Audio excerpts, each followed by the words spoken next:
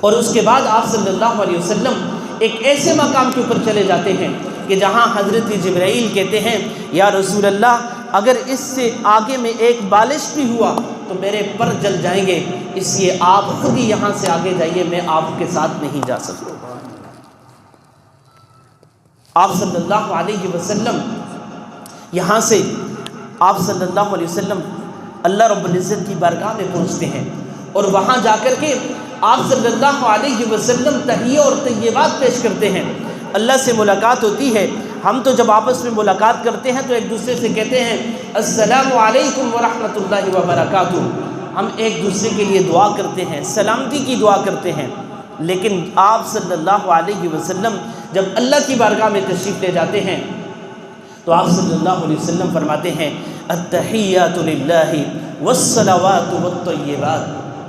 التحیہ